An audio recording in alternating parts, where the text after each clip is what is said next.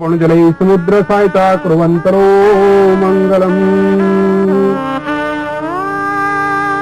ओम नाना सुगन्धपुष्पाणि यथा कालोद्भवानि च पुष्पाञ्जलि मया दत्तं ग्रहणपरमेश्वरः श्रीमन्महागणाधिपते नमः। ओम सिन्दूरसौगणमरस्तं सुभाग्यं सुवर्धनं सुभ्रं तां देवते सिन्दूरवती गृहीतां शुल्कानां समर्पयामि। ओम रक्तरसूतो गन्धादिगन्धकोम् आरघ्यं सर्व देवानां भूयों प्रतिगृहीतां धूपं दीपं दृश्यामि। श्रीमन्महागणाधिपते नमो नमः। नमस्कारं करोमि ओं नमो नमः। मङ्गलं भगवान् विष्णु मङ्गलं गरुडध्वजः मङ्गलं पुण्डरीकाक्ष मङ्गलाय तनो हरि ओम्। Being in a loving relationship gives couples the courage to face challenges together. In a mixed relationship, this may mean making sacrifices and understanding new traditions. With the increasing number of individuals who are committed to a mixed relationship, the face of our society is ever-changing.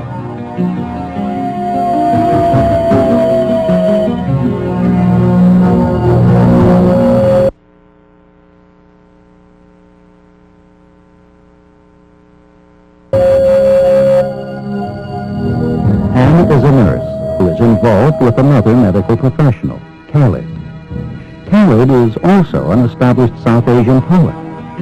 Anne tries to share his appreciation for South Asian arts, but is limited due to language. When I recount how Howard and I met, we had met through a friend of mine, and I remember him asking me out for supper. I wasn't exactly sure if it was considered a date, but indeed it was, and I recount having that first date with him and finding that it truly was probably the best date I've ever been on in my life. I remember for the first probably 6 months that I knew him, I had to attend very closely to what he was saying because there was a bit of the accent, some words, the way he pronounced them. I don't notice it now because it's been 6 years that we've been together. Although Anne was able to overcome the initial language barrier with Khalid, she is unable to communicate with the rest of his family. This has made her feel distant from them. Do you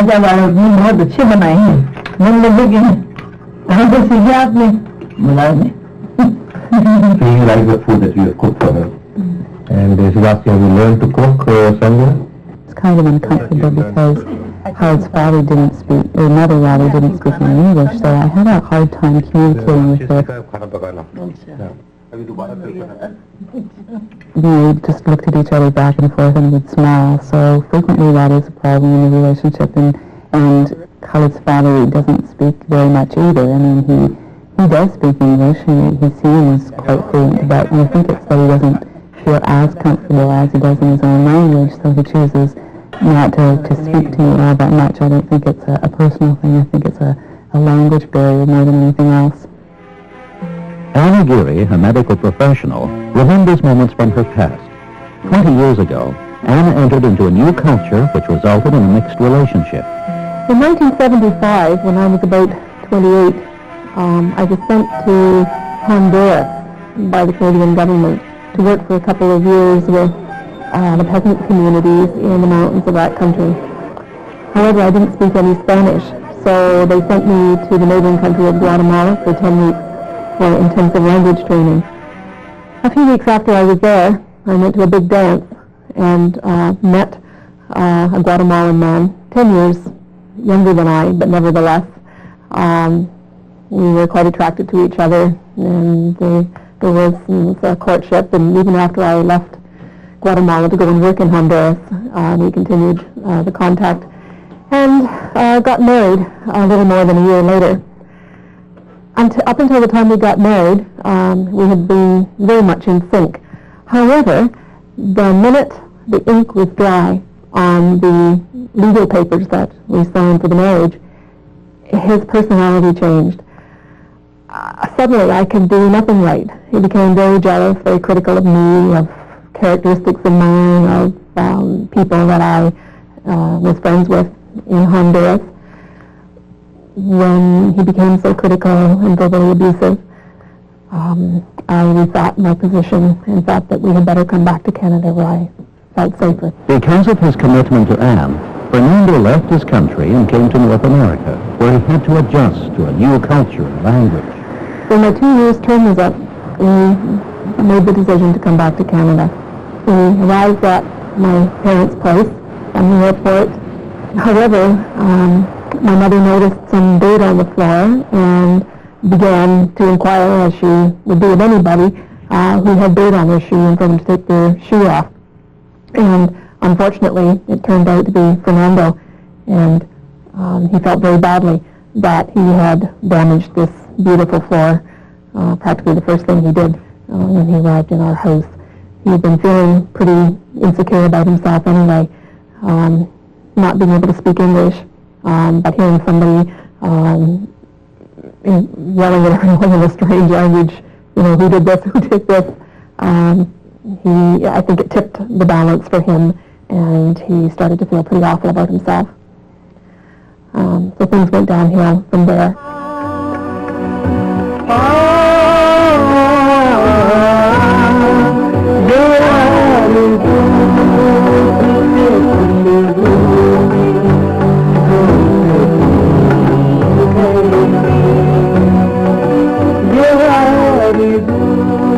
That Harold really enjoys going to are these evenings where they're eating the shows and an evening of guzzles or an evening of song. He really loves listening to music, and I get kind of amusement out of him. Just a couple of months ago now, we went to one of them together, and I really enjoyed it because part of it is not just the music itself, of which I don't understand the words, but the other part is also that you get some kind of an entertainment value of just watching people play these different instruments or just their whole posture.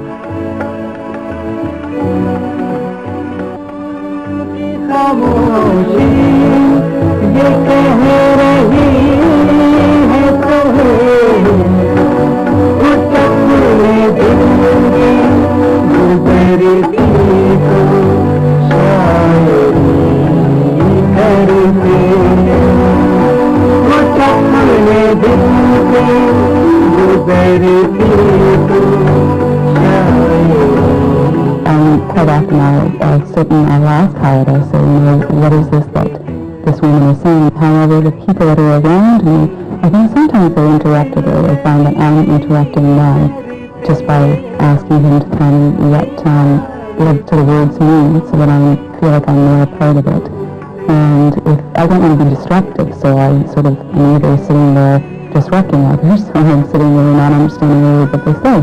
So I thought, am I really enjoying this, or am I not really? I could be doing something else with some of my friends, or that I could be in a better situation where I'm understanding it. So those kinds of things we don't necessarily always go together to. Anne's hope to renew the relationship in Canada was unsuccessful due to increased tension. Looking back, I think what was happening was that as my pregnancy advanced and I found work, I would go away to work. He had nothing to do all day. I would come home, and he would take out his frustration on me verbally. It got so bad that I began to feel desperate what to do about the relationship. He eventually found a job in a factory, which was far beneath his capabilities. He found it difficult to work in that environment, and again, that increased the tension between the two of us. Jessica was born, and then another baby was on the way. Soon after the youngest, Katie, was born, Anne and Fernando separated and then divorced. Anne became a single mother and raised her children in the North American culture. Dr. Sohail has practiced marital therapy for 10 years. In the past 5 years, he has been researching the dynamics of mixed marriages. Language plays a significant role in healthy communication of the couple. And having separate languages and separate mother tongues can cause different dilemmas at different stages of the relationship. When Anne went to Honduras and Guatemala and started dating Fernando, Anne did not know any Spanish, Fernando hardly spoke any English, and that differences caused certain difficulties. When they came to North America, Fernando had to face a new culture, a new society, a new environment. His not knowing the language became a problem for his economic independence, for his social pride, for his sense of a different role that he had to adopt. Such difficulties in the cultural adjustment complicated and made the issues of the marital situation more complex. As far as Khalid and Anne are concerned, they are at a different stage of the relationship. Language is not playing a part in the survival issues, but it has become important for the cultural heritage and the cultural pride and the identity of Khalid. He belongs to the community where poetry, where music, where folklore become a significant role in the social and cultural exchange. And Anne, not being aware of that language, becomes very distant from that whole experience, and it becomes difficult for her to appreciate the whole cultural pride and identity.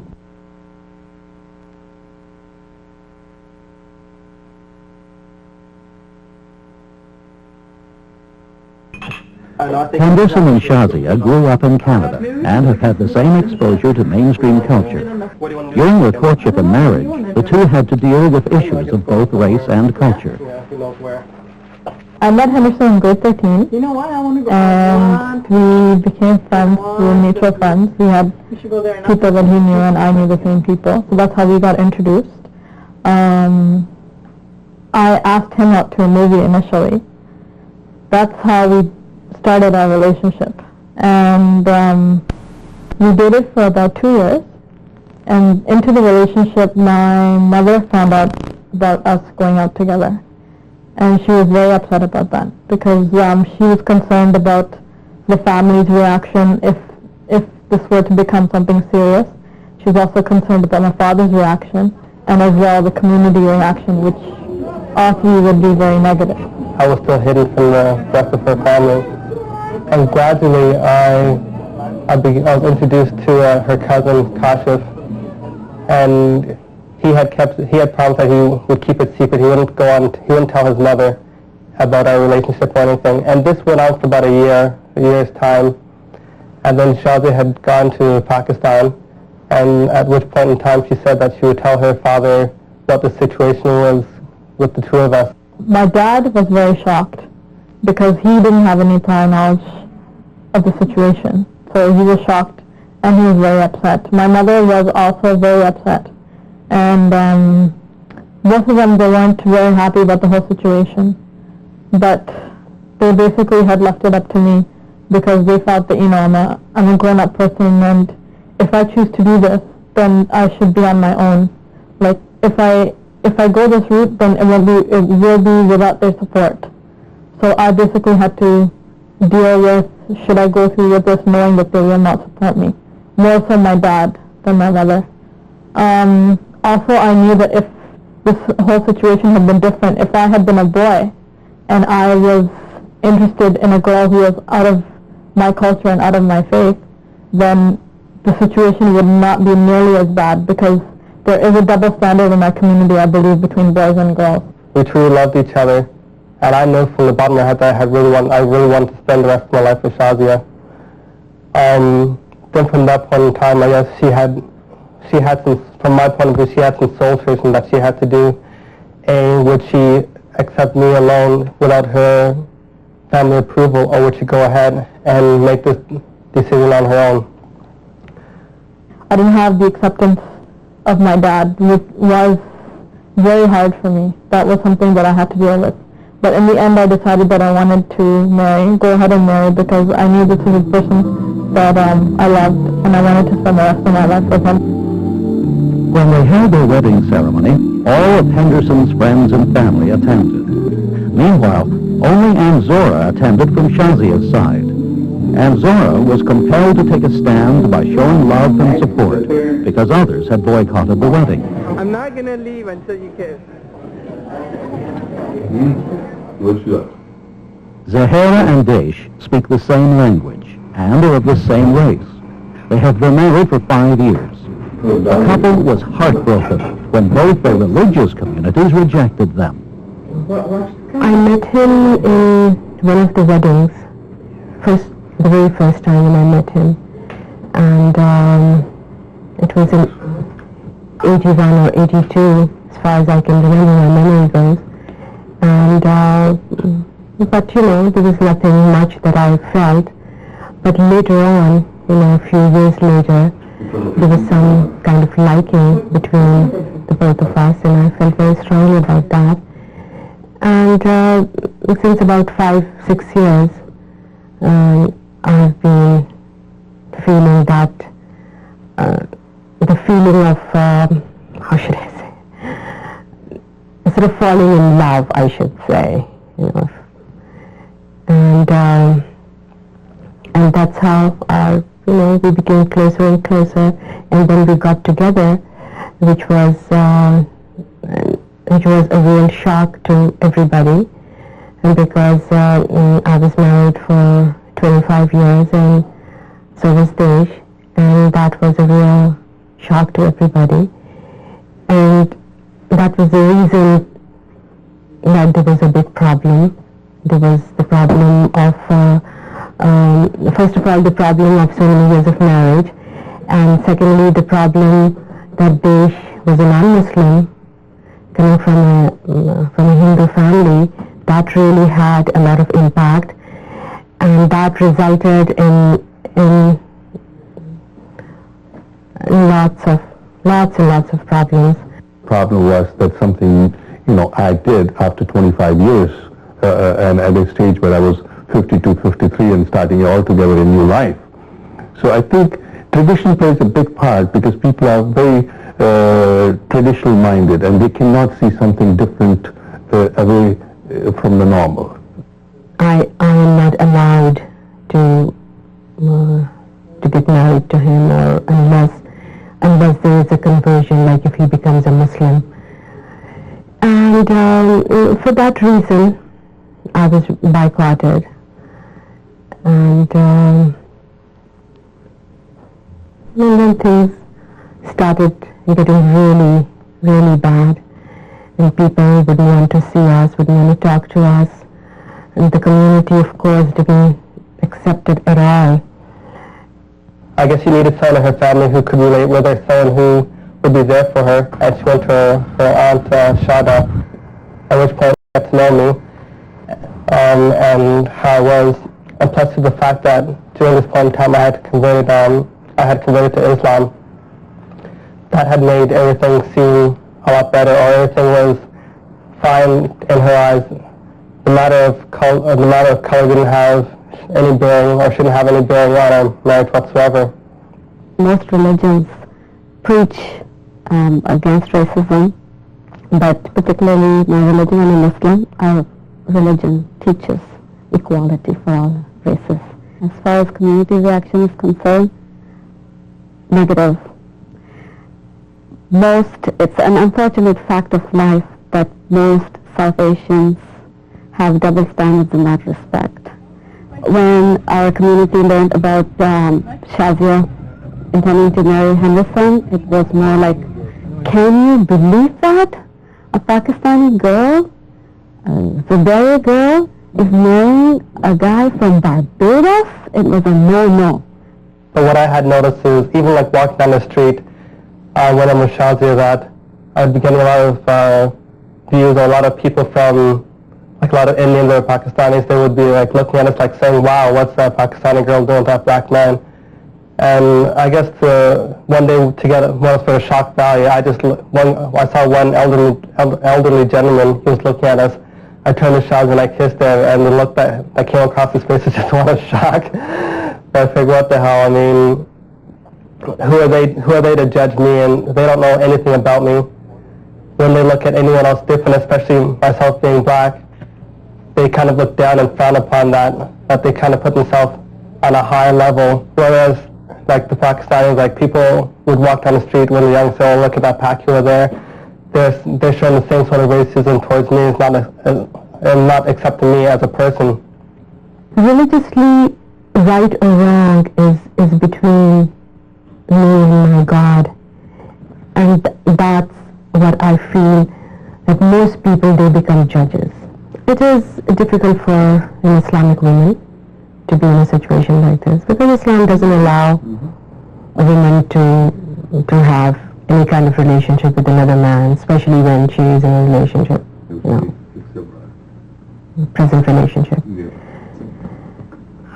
But there was love, there were feelings, and there was honesty. I had to be very upfront and very honest about the whole thing. I didn't want it to back off. I had a choice between belonging to the community and following those Islamic rules, or do I listen to my heart? So I chose that. That was my choice I made, because I felt I'll deal with my God my own way. And it affected my business in a lot of ways, because I'm in a line where I do service business, and it's a personal business, and people thought this is the only way we can take, show him that we don't like you. We don't want to do these things, with you, to do business with you. Felt that I'm a bad example to the younger generation, all those kinds of things that were very hurtful. And at first, it really bothered me. I was very upset. I used to cry. I used to, well, as a matter of fact, to be very honest with you, for years together, I went for therapies. I had to take therapies because I was a total nervous wreck. Mixed couples also have to deal with the differences of ethnicity, race, and religion. They have to face the pressures of their families and their communities, who put pressures on them to follow the tradition, to conform, and to make certain choices. Henderson chose to change his religion. He wanted to be part of that community. Desh, who was at a different stage of his life, chose not to. It is important to see how different religious communities expect a conversion, how they accept people only conditionally, while there are other religious communities who accept people unconditionally. It is interesting to see how interfaith marriages have been steadily increasing in North America. And that change is not because there are a lot of conversions, it is because people are adopting a more secular lifestyle. They are realizing that their personal spiritual dimension of life is more significant than following an institutionalized religion.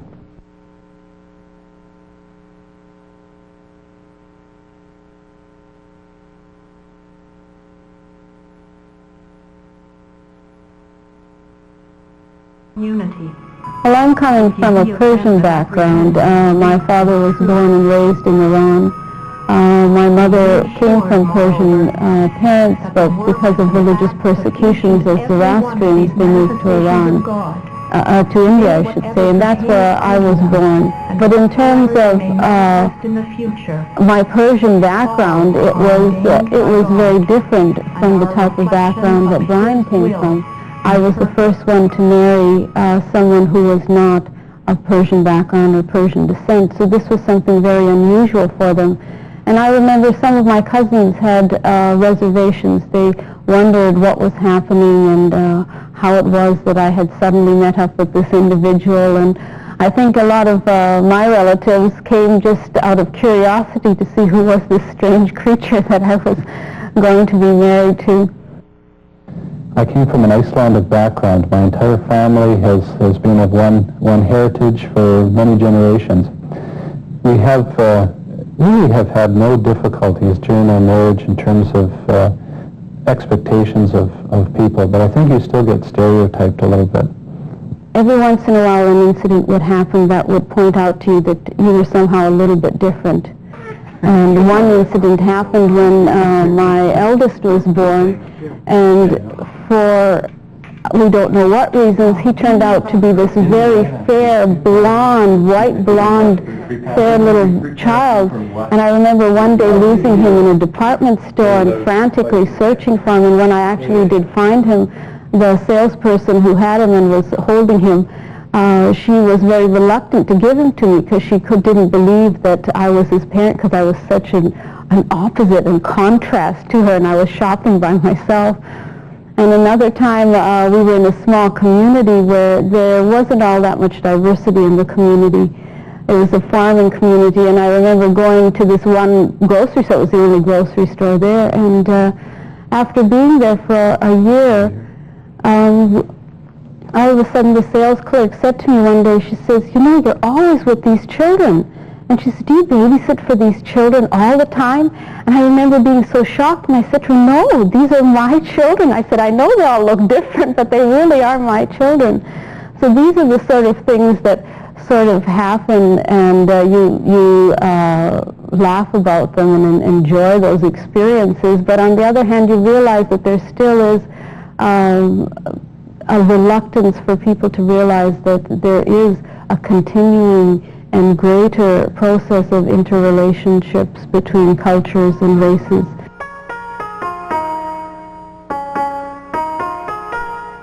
Kimiko represents a generation of racially mixed children who are willing to examine their heritage and identify issues. When I was much younger, when I was a young child, when I used to go to the playground with my mother, children used to always say things to me like, that's not your real mother. My mother's a strawberry blonde with blue eyes and very, very fair. And I used to always say, yes, of course that's my real mother, but I had a funny feeling about it. I often used to think that maybe I was adopted. It wasn't until I studied biology later on that I understood how it could be that I could look so different from my mother, that I was actually a real mixture of my father's, how my father looked and how my mother looked. And people were asking me where I was from, and that gave me a sense that that I wasn't really accepted here, that maybe I didn't belong somehow. And even though I'm fourth-generation Canadian, they always ask me those questions, and I would say, you know, they would say, where were you born? And I would say, well, I was born in Toronto. They go, no. Where were your parents born? I go, well, Canada. But your grandparents, where were they born? Canada. And finally, I'd say, well, yeah, my grandparents, they came from Britain and Japan. They go, aha. And then they would say, okay, well, so do you speak Japanese? Do you eat Japanese food? And I was like, no, of course I don't. My family's been here for so long. No, we don't. I think that I didn't spend so much time thinking about my British ancestry or heritage because nobody ever asked me about that. Nobody ever said, when I said that my ancestors were from Scotland and England and Ireland, they didn't ever say, aha, do you wear a kilt? Do you eat haggis? They didn't ask those questions. They just wanted to know about the Asian side. Kay is a community activist and researcher who has developed a political awareness about her identity. When I think about my parents, Sikh, who just came from India in 1959, meeting his little red-haired Scottish lass and getting married. They got married. These people had never thought about who they were. They saw each other. They fell in love. I assume that's what they did. And they had 2 kids. And they never once thought about any impact of what they were doing would have on us. They were in love. And my brother and I spent the rest of our lives digging our way out of that love of theirs. Actually, when I was born, my mother got kicked out of nursing school because she was marrying my father. That was 1960. 1959, I guess, is the year they met. And then we went to live in a very small town in Scotland with a group of people that had green eyes and red hair. And I didn't look like these people. And before I was 5, I had my name changed several times, each time to a more Anglo-sounding name. And it was very important that I be not Indian. I was reminded how to act, and how to act meant acting not Indian. I had my hair cut very short, and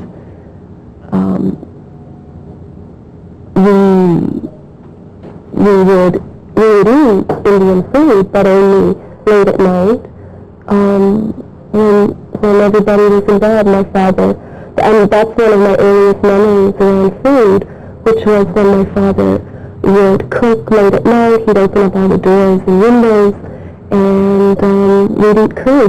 Sometimes we'd get out of bed, and we'd be eating dal and chapatis, and late at night all the time. I think in many ways my father thought that he was helping. He thought that I looked white, I could look white, and he was going to help me. Just make sure that I got along in the world and wouldn't be seen as an Indian girl. The only problem was, within the family that I was growing up in, they very much did see me as an Indian girl. And so I was being taught to hate being Indian and to try to be like them as much as possible, except they were racist. They didn't like us. They thought we were Pakis. They would tell Paki jokes at the dinner table. And those are my very early memories around this family. The lottery. Great topic. Okay? Despite their different heritage and support for their Asian background, Kamiko and Kay had similar experiences explaining their identities. I was born with the name Kimberly Denise Hota, and it was a name, when I was growing up, people always referred to me as Kim. It was a name that I didn't really identify with. Kimberly's a Gaelic name, Denise is a French name. I didn't feel very much that really reflected who I was. And when I was very young, I remember my mother saying to me that she wished that she had known more Japanese names when she named me, because she would have liked to have given me at least a Japanese middle name. And I asked her, well, what kinds of names? And she listed a bunch of them off, and when she said Kimiko, which was so close to Kim, I said, well, that's a beautiful name. Why didn't you give me that name? And she said to me, well, you can change it if you want to. And I was tempted, but at that age, I think I was 6 or 7 or, fairly young, I just thought that would be such an audacious thing to do. I thought it was okay if I was playing games with my friends and referred to myself as Kimiko, but to actually change the name that my parents gave me, I didn't feel that I could do that. When I finally did change my name, was I went overseas to school in Switzerland, and I just enrolled as Kimiko. And so it was really from the age of 18 that I started to go by that name. But it wasn't until I finished university that I legally changed my name. And I felt really, really good about having done that. My grandparents changed their names. They had beautiful Japanese names. My grandmother was Yoshiko Nakamura, and my grandfather was Takashi Hota. But they changed their names to George and Rosie. So I just felt there's some justice in changing my name back to being Japanese. I live in one community where my children were different shades, really, varying between my color and my husband's color. And so there were communities where, for example, my daughter was treated not as well as she could have been treated because they thought that she was very dark, and there were children that she had been playing with that were told that they couldn't play with her because she was not white. While race continues to be an issue for children of mixed race, growing up in an ever-increasing multicultural society has allowed today's children to explore their minority heritage at an earlier stage. I went to Dunbar Junior Public School when I was little, and I think that's probably the first time that I realized that I was different from most of my classmates, because I was different from them because most of them were white. And I think I felt that difference more than my brothers did, probably because especially Daniel was in a more multiracial school. But I remember when I was there feeling different from everyone else. I remember occasionally getting called Paki in the school ground, in the schoolyard, or things like that. And I remember one time when I was little, coming home from school, and I think it was after I'd been to somebody's house for lunch, and I said to my mom, why do we eat curry? Because I realized that, my friends didn't eat curry. And she said, well, it's because your dad's Indian. And I said, oh, I guess that means we're half Indian, half normal. And that became like a really big family joke and gets retold at every family party we ever go to. So That's that was the way I saw it when I was little, that normal was the white side and the Indian was, I guess, abnormal, or the different side. And when she said that, I thought, first of all, it was hilariously funny. And I wondered if she conceived of herself as half Indian and half normal, what that left my husband. But I also inside. But about a year later, when we were driving in the car, my husband and I, Miriam said to us, "What's a Paki?" So I explained to her that it was someone from Pakistan. Then I thought, I wonder why she asked me that. So she said somebody had called her Paki in the schoolyard. And I said to her at the time, gave her sort of the politically correct answer of that just means that somebody from Pakistan and that child probably didn't mean to hurt your feelings, etc. But she said, at least I have a grandmother that makes curry and rice, and those poor kids have to eat roast beef all the time. So that's also gone into the annals of family stories that are told and retold at family gatherings. I think that's been mostly my view of being mixed race. I've always liked the Indian side of my family, and I've always been interested in India, even though I've never been there. I was born in Scarborough, lived here all my life, haven't even been out of North America, but I always wanted to go to India, so India inspires me to do this kind of art. I'm different from my brother's experience because he's like the average Canadian person. He watches hockey, plays hockey and stuff like that, so he doesn't really feel different, but I don't have the same taste as most Canadians, so I think that I'm different from him because I'm not like the average Canadian person, but I'm still Canadian in my identity, though, because I'm still very Canadian. I think that when I was in school, I was always involved in sports, and so I always fit in, and I never felt like I was different from the rest of my peers. And so, in that sense, I fit in a lot better with my, more popular with the people in my elementary school. And my elementary school wasn't also as ethnically diverse as my brother's was, so it was more important for me to fit in. And once I fit in by playing athletics, then I never really felt like I was a minority. I always felt like I was Canadian who watches hockey and plays street hockey with his friends in the wintertime with the Maple Leafs toucan. So when I got to high school, it was the same thing, and I never really felt like I was different until I think I was 17 years old, and I went to pick up a girl to go to the library with her or something.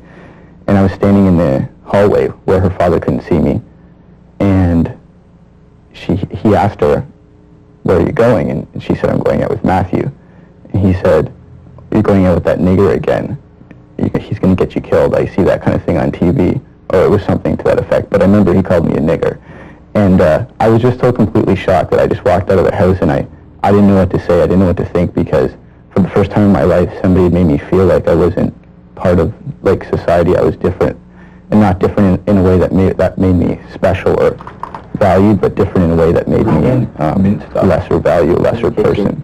So that was the first time in my life that I'd actually felt any kind of racism. But all in all, I've always fit in. Okay. All right. To me, it's almost something I want to say right away, because people see me, they say, "Oh, she's white, she's Italian, maybe, she's Greek." So I almost say immediately, I'm Indian and I'm Scottish, I'm mixed race. I want to get that out, so I don't have to hear the racist comment. I don't have to hear the Paki jokes. I don't have to hear it. Kay's father desperately wanted his children to grow up as European, although he was South Asian himself. My brother married a black woman, and I remember thinking, oh my God, how could he go against Dad like that? And after my brother married her and had a child, my father just completely cut him out of his life. He didn't want anything to do with him. Even after adopting a third culture, Kay's brother did not resolve his identity issue. He said, I felt like I had no culture and no identity, so I had one. If I hung around with black women, I had black children, at least I felt something. And this is something that we've really only started to talk about. But but it caused a serious rift between my father and my brother. I don't think they've spoken for maybe 5 or 6 years. And my brother has 3 children now. And the irony is, of course, my kids, who look very white, my father was quite taken with them. And it's really very sad because we don't have that contact, we don't have that family anymore. And my mother's family, they really don't want anything to do with us. One of the significant issues the children of mixed marriages have to deal with is the issue of identity. One can see their experience on a wide spectrum. On one extreme are those children of mixed couples who look like mainstream children. They mingle with those children and do not experience any difference. They might even be unaware of the dynamics of mixed heritage. In the middle are those children who experience a lot of difficulties. They experience a lot of prejudices, a lot of discrimination, a lot of rejection, and those experiences cause a lot of hurt, a lot of pain, a lot of frustration, even a lot of bitterness in their personalities. On the other extreme are those children who deal with those issues, with those difficulties, with those dilemmas, and come to a stage where they can finally accept their mixed heritage. Not only they can accept, but they can be even proud of their mixed heritage and realize that their ethnic heritage has enriched their life in many ways.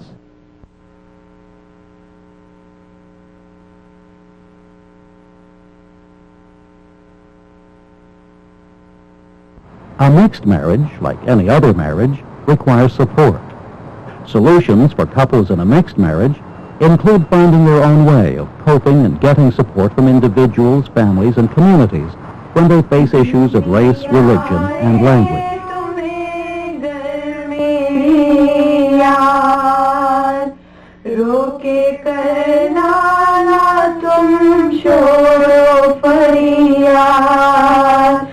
वरना तुम पर बड़ी होगी बेदार मार खाना लड़ो ना सकीना जितना करना मुझे याद करके माँ की गोदी में सोना Sakina. Zahira was boycotted by her Shia Muslim religious community, despite her Hindu husband's support. At that critical moment, only the Reza family stood behind her.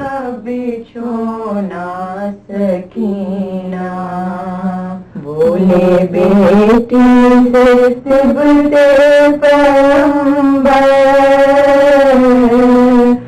बाद मेरे यारों ना सकी. Reason community boycotted her, it's not only the religion. There are some other reasons too, which I don't want to discuss. But with me, I don't go with other people what they think or what they don't think.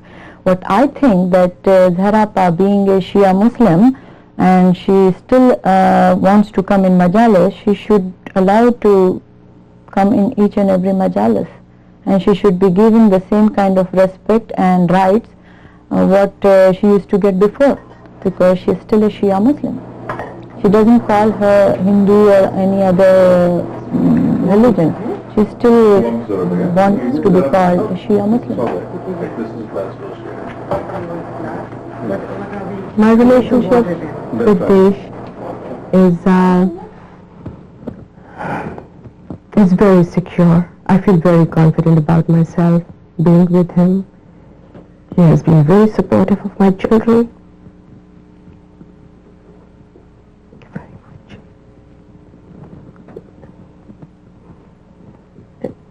Excuse me. And that means a lot to me. It means a lot to me, even though we had these differences because the pressures of community, the pressures of relatives, the outside pressures and the job pressures and everything. But we supported each other. And I was more more of an emotional wreck. And he was there for me. Shazia sacrificed her relationship with her parents and community to be with Henderson. Henderson's family acknowledged her sacrifice and accepted her into their family. We got married and we went on our honeymoon and we came back and then we decided to move into this house here with my in-laws. And we've been living here for about a month now and things are fine. I get along very well with them. They're wonderful people. And his mother is like a mother to me. His dad is like a dad to me. And with the black community, my parents' friends had accepted her. They, with open arms. She was also always invited to any family functions that had occurred at the point in time.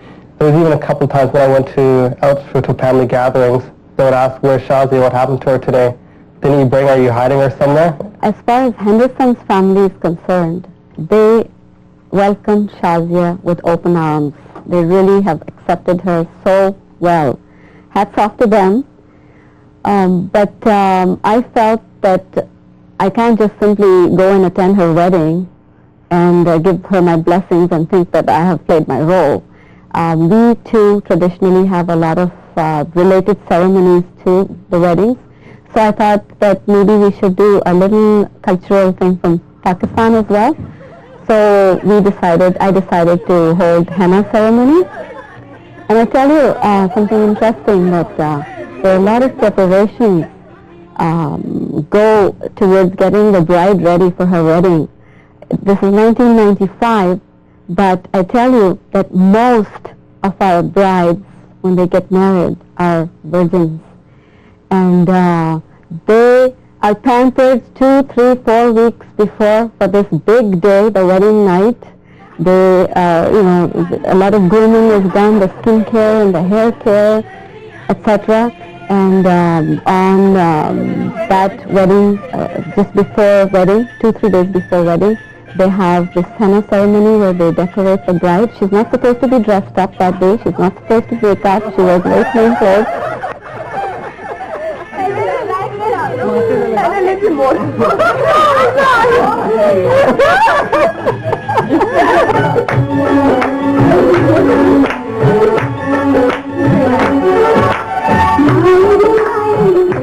Shazia was very grateful that Aunt Zora took the initiative to host a henna party.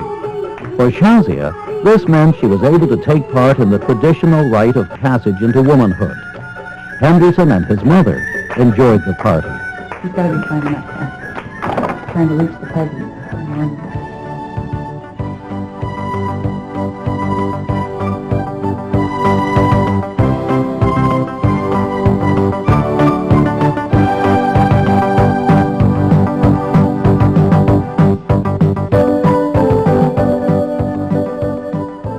I remember the first year that we were together, it was quite novel to him, so he was enjoying just observing me in an environment that I was quite comfortable with.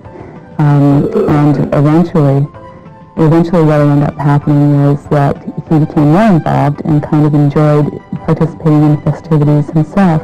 We saw it as a trade-off, because I never knew prior to seeing him that anything about Eid celebrations. So one of the things that I did learn was that the Eid celebration is probably the equivalent of Easter celebrations, and it can go on from once to 2 times a year, and then that whole celebration with the month of Ramadan and the fasting. So to me, it was becoming aware of those traditions. So we basically have a relationship that is the main stem is the respect for each other's differences, and that can bring us together quite nicely. With the experience of 20 years now, as I look back on it, I realize a lot of things that I didn't know back then.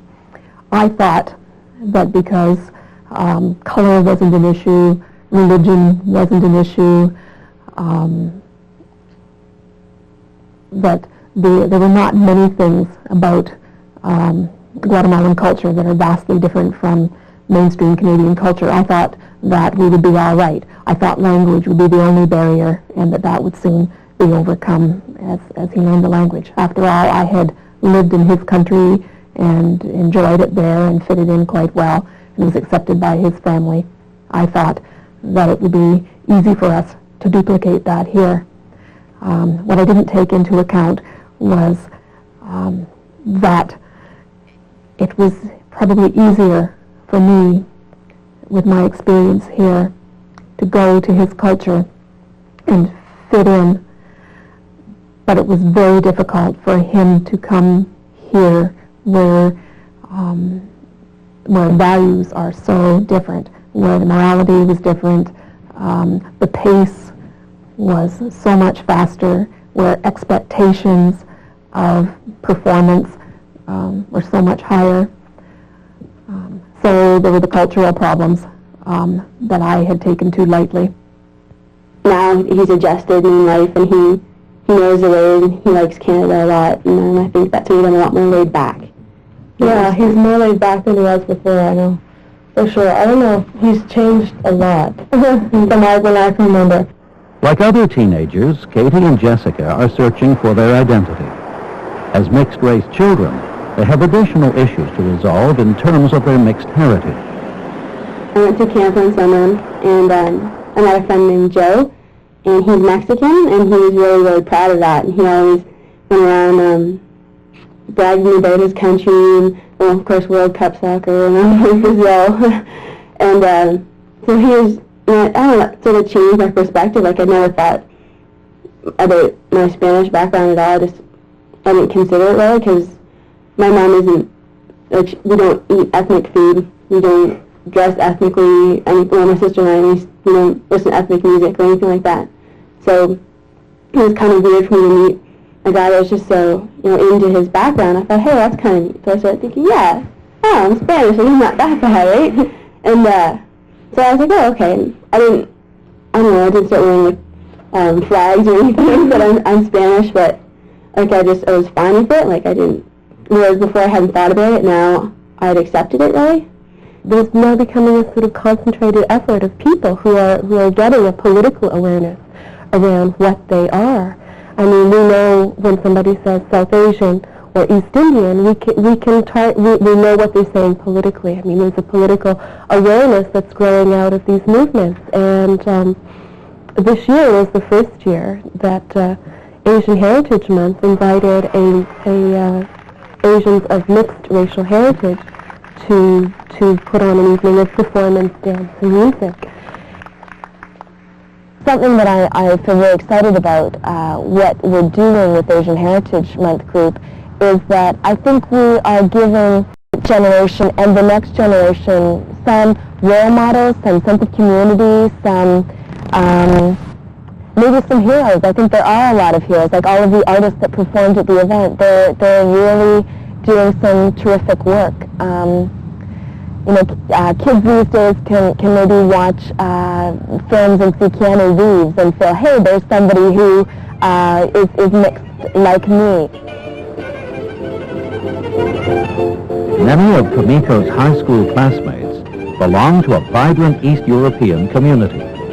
As a young woman, she was envious of their strong sense of identity. It was the first time that I started to really, really dream about going to Japan. But people were always asking me about Japan, and I didn't have anything to tell them about Japan. I didn't know.